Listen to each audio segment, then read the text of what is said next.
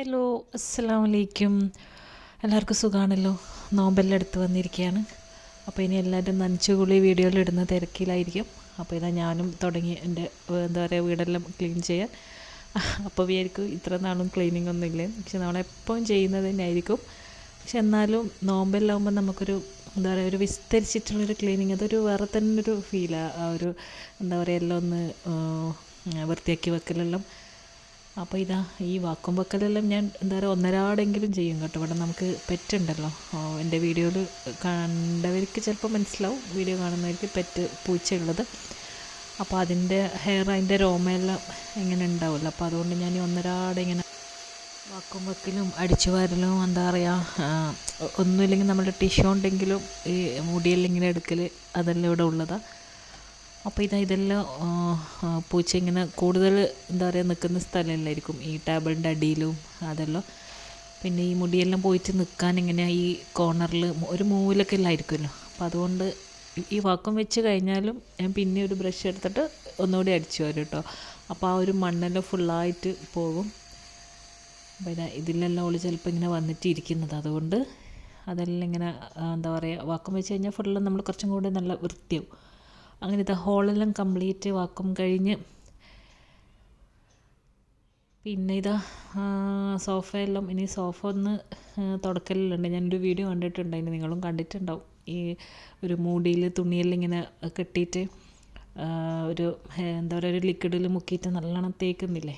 അപ്പോൾ അതൊന്ന് ട്രൈ ചെയ്ത് നോക്കണമെന്ന് വിചാരിക്കുന്നുണ്ട്.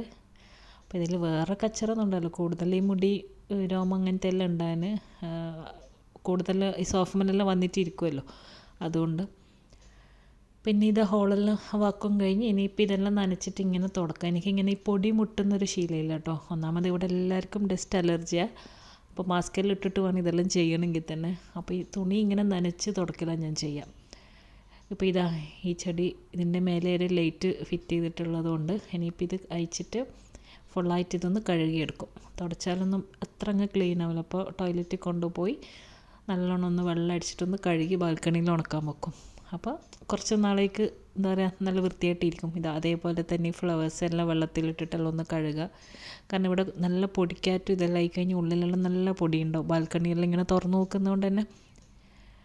പിന്നെ ഈ ഷോക്കേസിലെല്ലാം അതെല്ലാം എന്താ പറയുക മെല്ലെ നോക്കിയും കണ്ടും ചെയ്യണം. എല്ലാം ഗ്ലാസ്സും ഇതെല്ലാം അതുകൊണ്ട് അത് വല്ലപ്പോഴും, പിന്നെ ഡെയിലി യൂസ് ചെയ്യുന്ന സാധനം ആയതുകൊണ്ട് തന്നെ എപ്പോഴും അങ്ങനെ തുടക്കണമെന്നില്ല. വല്ലപ്പോഴും ഇങ്ങനെ ജസ്റ്റ് ഒന്നൊരു തുണി എടുത്തിട്ട് ഇങ്ങനെ പുറമേ ഒന്ന് തുടക്കും, അത്രയേ ഉള്ളൂ. ഇങ്ങനെ ഹോളെല്ലാം കഴിഞ്ഞ് ഇനിയിപ്പോൾ 2 റൂമിലും വാക്വം വെക്കാൻ പോവുകയാണ്. അപ്പോൾ അതിന് മുമ്പ് പില്ലോ കവറും ബെഡ്ഷീറ്റെല്ലാം ഒന്ന് അഴിച്ച് മാറ്റും. ഒരു റൂമിൽ വെക്കുമ്പോൾ നമ്മുടെ പെറ്റിനെ അപ്പുറത്ത് പൂട്ടിയിടണം. കാരണം ഈ വാക്വം സൗണ്ട് കേട്ട് കഴിഞ്ഞാൽ ഭയങ്കര പേടിയാണ് അതിന്. പിന്നെ അതിരിക്കുന്ന ട്രീയാണ്. എപ്പോഴും ബാൽക്കണിയിൽ അപ്പുറത്തെ ബേഡ്സിനെല്ലാം നോക്കിയിട്ട് ഇങ്ങനെ ഇതിൻ്റെ മേലെ ഇങ്ങനെ ഇരിക്കണം. ഇവിടെ ഇപ്പോൾ ഏറ്റവും കൂടുതൽ ഉള്ള സാധനം ഫുള്ള് ഈ പെറ്റിൻ്റെ തന്നെ ആയിരിക്കും. അപ്പോൾ ഇങ്ങനെയും ഓരോ മൂലക്കെല്ലാം പോയിട്ടുണ്ടാകാൻ.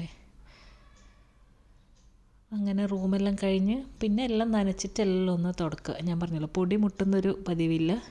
നനച്ചിട്ട് ഫാന് ലൈറ്റ് എല്ലാം ഇങ്ങനെ, പിന്നെ അതൊന്നും ഞാൻ ഡീറ്റെയിൽ ആയിട്ടൊന്നും കാണിക്കുന്നില്ല.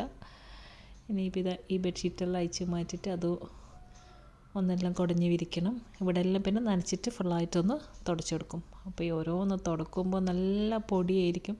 അപ്പോൾ ഇങ്ങനെ ഓരോന്ന് എടുത്തെടുത്തിട്ട് നനച്ച തുണി കൊണ്ട് ഇങ്ങനെ തുടച്ചുകൊണ്ടിരിക്കുക. അതല്ലെങ്കിലും എനിക്കിതെല്ലാം തന്നെയാണ് പണി.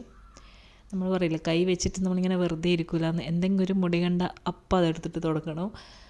അപ്പം അത് അടിച്ചു വാരുക, വാക്വം വെക്കുക. അപ്പോൾ ഇതെല്ലാമായിരുന്നു പണി. ഇനിയിപ്പോൾ നോമ്പാകുമ്പോഴേക്ക് എന്തായാലും ഒരു 2-3 ക്ലീനിങ് ഇനിയും ഉണ്ടാവും, ദിവസം ഉണ്ടല്ലോ. അപ്പോൾ ഞാൻ ഇന്ന് വീഡിയോ എടുക്കേണ്ടതുകൊണ്ട് എല്ലാം ഒന്ന് ക്ലീൻ ചെയ്ത് കാണിക്കാമെന്ന് വിചാരിച്ചു.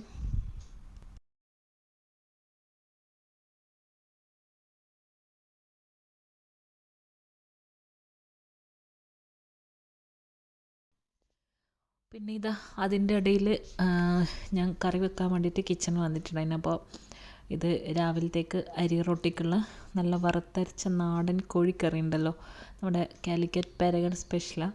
അപ്പോൾ അതിന് വേണ്ടിയിട്ട് തേങ്ങ വറുക്കാനിടാനുണ്ട്.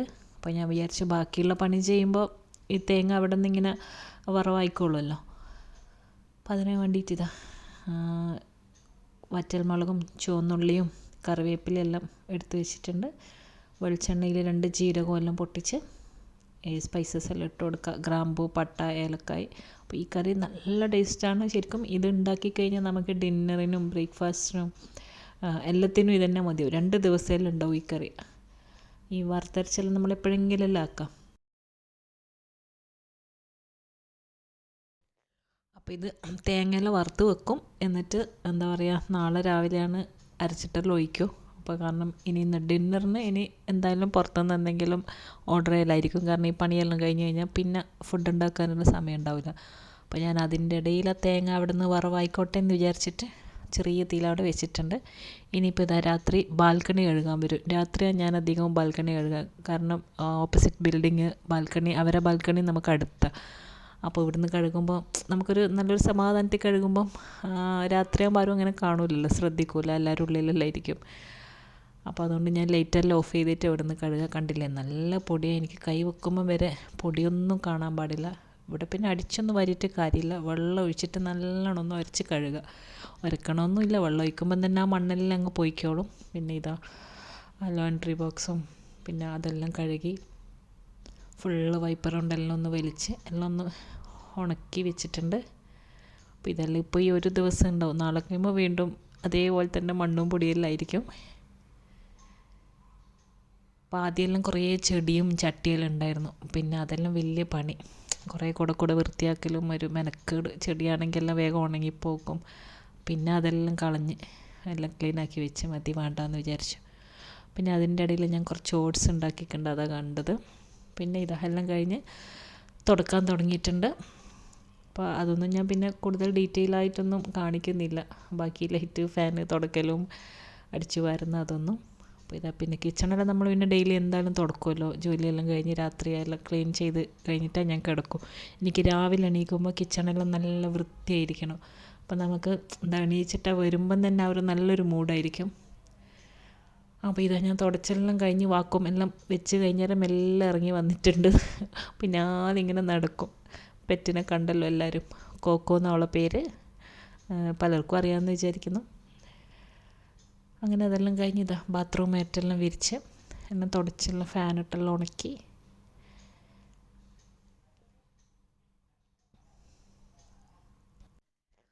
ഇപ്പോൾ ഞാനിത് ഉച്ചക്ക് തുടങ്ങിക്കഴിഞ്ഞാൽ രാത്രിയെല്ലാവും. എല്ലാ പണിയും കംപ്ലീറ്റ് കഴിഞ്ഞ് എല്ലാം കുളിയെല്ലാം കഴിയുമ്പോഴേക്കും എന്തായാലും രാത്രിയാവും.